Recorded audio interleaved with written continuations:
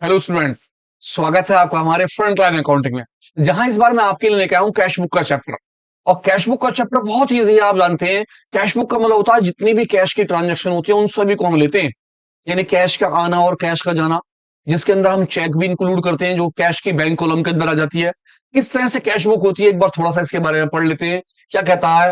कहता है the book is used. ये जो बुक होती है यूज करते हैं हम किस चीज के लिए? Recording of all cash transaction. जितनी भी कैश की ट्रांजैक्शन होती है, वो चाहे किसकी हो, रिसिप्ट की हो, चाहे वो किस में हो, कैश में, पेमेंट में। यानी आप कैश में अगर कोई चीज रिसीव करते हैं या कैश में आप कोई चीज की पेमेंट करते हैं, तो इन सभी ट्रांजैक्शनों को आप किस में लेते हैं? कैश बुक के अंदर। इसी के साथ साथ ऑल बैंकिंग ट्रांजैक्शन, चाहे वो रिसिप्ट की हो चाहे वो पेमेंट की हो, also record in cash book with bank column. अब कैश के साथ साथ हम बैंक के ट्रांजैक्शन में लेते हैं, जिसे हम बोलते हैं डबल कॉलम की कैश बुक। यानी एक बनती है सिंगल कॉलम की कैश बुक, जिसके अंदर कैश की रिकॉर्डिंग यानी कि रिसिप्ट और पेमेंट दोनों ली जाती है। इसी तरह इसी के साथ साथ चेक की जितनी भी रिकॉर्डिंग होती है, चाहे वो कैश इंक्रीज हो या मतलब कैश, चाहे वो कैश रिसिप्ट हो या कैश क्या हो, पेमेंट हो, इन सभी की ट्रांजेक्शनों को इसमें रिकॉर्ड कराया जाता है। कहता these transaction are record directly. ये ट्रांजेक्शन डायरेक्ट हम रिकॉर्ड करते हैं, कहते हैं सब्सिडरी बुक से। They direct post into the ledger. और यहीं से सीधी किसमें? लेजर में पोस्ट कर देते हैं। इसका मतलब हुआ कि कैश बुक अगर लिखा होता है तो आप जो है जनरल एंट्री नहीं बनाते, आप डायरेक्ट जो है क्या बनाते हैं? Subsidiary book. यानी कि उस बुक से डायरेक्ट आप लेजर अकाउंट बना सकते हैं। यदि कैश अकाउंट बना होगा तो आपको पहले जनरल एंट्री बनानी होगी, उसके बाद हम क्या बनाते हैं? हम कैश के लेजर अकाउंट बनाते हैं। तो देखते हैं कैश बुक के अंदर किस तरह से काम होते हैं। ये हमारा कैश कैश बुक बनाते हैं वो किस चीज के लिए बनाते हैं? कहता है ट्रेस कर सकते हैं आप मिस्टेक, अगर कोई गलती वगैरह हो तो आप आसानी से कैश बुक में उसे पकड़ सकते हैं। डेली रिकॉर्ड्स, आपके पास कैश बुक में डेली रिकॉर्ड्स आते हैं, आप हाथ के हाथ अपना कैश मेंटेन करते रहते हैं। Asset and receipt and payment, आपको ये जानकारी रहती है कि कितना पैसा आ रहा है और कितना पैसा जा रहा है। आइडेंटिफाइड रेफॉर्ड, अगर आप किसी भी चीज को आइडेंटिफाई कर सकते हैं यहां से, साथ ही साथ आप डिटरमाइन कर सकते हैं कैश इन हैंड, कि आपके हाथ में इस टाइम कितने रुपए का कैश अवेलेबल है। और आप साथ ही साथ क्या कर सकते हैं? सेव कर सकते हैं टाइम, कॉस्ट और लेबर। भाई आप बैंक भेजेंगे, आपकी लेबर जाएगी, आपका टाइम वेस्ट होगा, नेट चलेगा, ये चलेगा, 100 बातें। तो सबसे अच्छा आप अपने यहां बनाते हैं और सारा का सारा रिकॉर्ड रखते हैं। ये चीजें इसकी क्या कहलाती है? एडवांटेज। आपके पास मेन एडवांटेज कितने सारे हैं कैश बुक के, इसीलिए हम कैश बुक को क्या करते हैं? मेंटेन। अब आ जाते हैं कैश अकाउंट और कैश बुक। जैसे मैं बता रहा था कि कैश बुक में और कैश अकाउंट में क्या डिफरेंस है, तो कहता कैश बुक में it is one of the subsidiary book. Original entry आप यहां पर डायरेक्ट एंट्री करते हैं और ये सब्सिडरी बुक होती है। जबकि कैश अकाउंट जो होता है it is a part of ledger account. यानी पहले आप जनरल एंट्री बनाते हैं, जनरल एंट्री के बाद आप क्या करते हैं? लेजर अकाउंट बनाते हैं। यानी कि आप कैश अकाउंट बनाते हैं जो लेजर का एक पार्ट होता है, जबकि ये सब्सिडरी का पार्ट होता है। आप यहां से डायरेक्ट लेजर बना सकते हैं।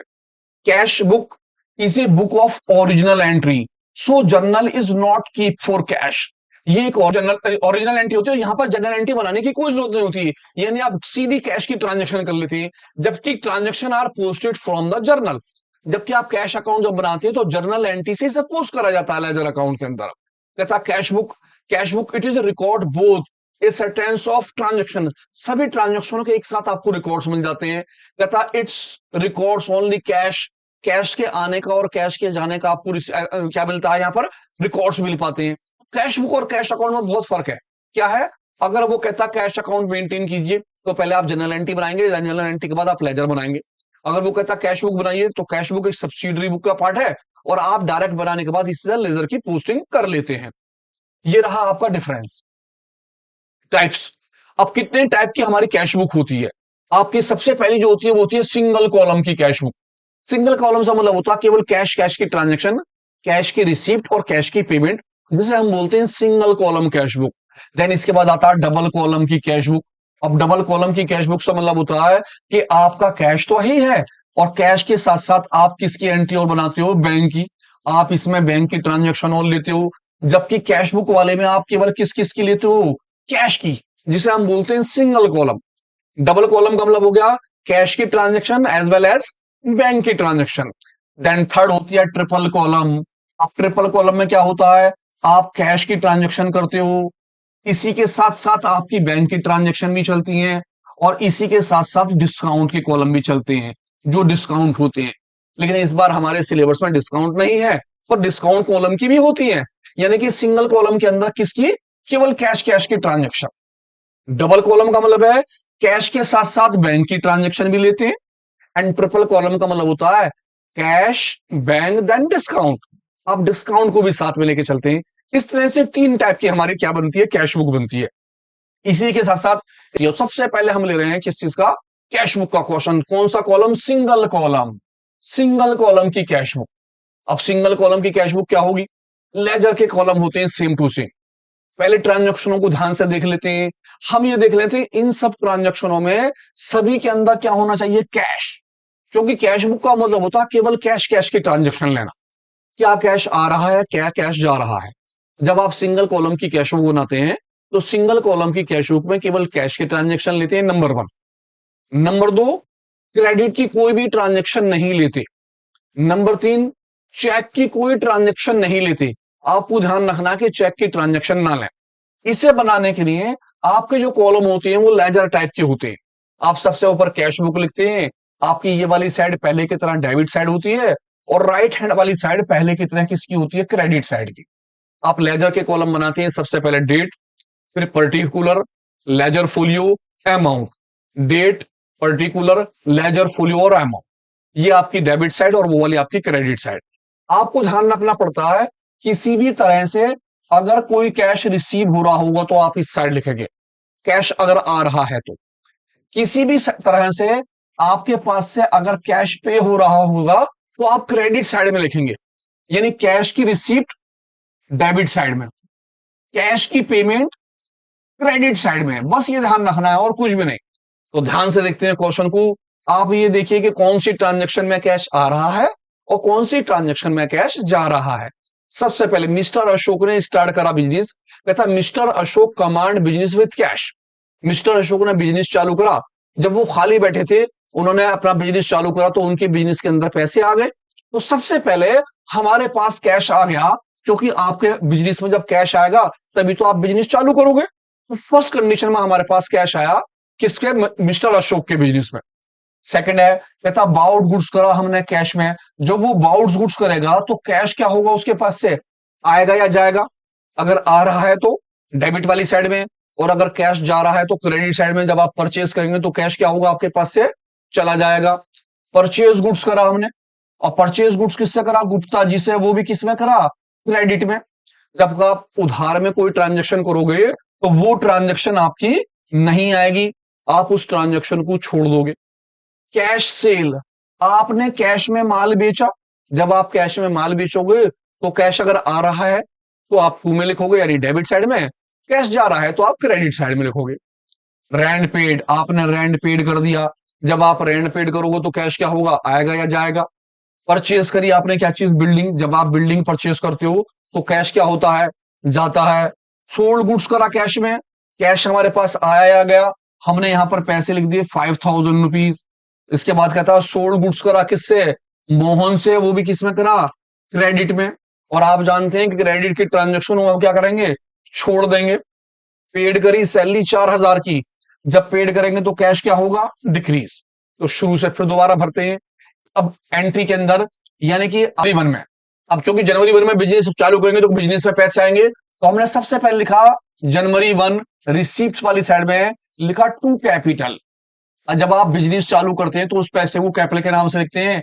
अमाउंट आ गई 1,20,000 रुपए की। सेकंड वाली एंट्री पड़ी। सेकंड में कहता बाउट गुड्स करा, बाउट बने परचेज करना। आपने परचेज करा गुड्स कैश में। जब आप परचेज करेंगे तो आपके पास से कैश जाएगा। जनवरी 2 में जब आपके पास से कैश गया तो आपने यहां लिखा जनवरी 2, क्योंकि आपकी कैश की पेमेंट हुई। आप नाम लिखेंगे बाय परचेज, आपने परचेज का नाम लिख दिया। और कितने पैसे, 50,000 रुपए आपके आ गए अमाउंट के कॉलम। थर्ड वाली एंट्री पर, क्योंकि परचेज गुड्स थी वो क्रेडिट में, तो उधार की डीलिंग को हम छोड़ देंगे। जनवरी 6 कैश में सेल करी, कैश में माल बेचा। सेल मतलब आपने माल बेचा तो कैश आपके पास आएगा, तो आप लिखेंगे जनवरी 6 के अंदर सेल कितने की, 2,000 रुपए की। आप आ गए जनवरी 6, लिखा आपने टू सेल। आपकी सेल्स हुई और कितने रुपए की सेल, 2,000 रुपए की, आपने 2,000 रुपए का माल बेचा। जनवरी 7 पेड रेंट, जब आप रेंट पेड करेंगे तो आपके पास से कैश जाएगा। तो जनवरी 7 में रेंट कितने रुपए का, 5,000 का, क्योंकि पे करा है। तो आप आ गए जनवरी 7, आ गया नाम बाय रेंट, और रेंट कितने का गया, 5,000 रुपीज का, 5,000 रुपए का रेंट हो गया आपका। जनवरी 8 परचेज करी बिल्डिंग, जब आप बिल्डिंग परचेज करेंगे तो आपके पास से पैसे जाएंगे। तो जनवरी 8 के अंदर बिल्डिंग के लिए कितने पैसे हो गए, 24,000। आप आ गए जनवरी 7 बाय बिल्डिंग, आपने बिल्डिंग का नाम लिखा और बिल्डिंग के कितने पैसे आ गए, 24,000 रुपीज, 24,000 रुपए बिल्डिंग के। नेक्स्ट अगली बार है हमारे पास जनवरी 12 सोल्ड गुड्स करा कैश में, जब आप माल कैश में बेचोगे तो कैश आपके पास आएगा। जब आएगा तो हम कहां लिखेंगे उसे, क्रेडिट साइड, नाम लिखेंगे सेल। मैंने लिखा जनवरी 12 लिखा टू सेल, आपने सेल्स करा और सेल की अमाउंट कितने की आ गई, 5,000 रुपए की, 5,000 रुपए की सेल हो गई। जनवरी 15 सोल्ड गुड्स करा था क्रेडिट में, इसलिए इस ट्रांजेक्शन को छोड़ दिया। जनवरी 17 पेड करी सैलरी, जब आप सैलरी पेड करोगे तो कैश आपके पास से जाएगा।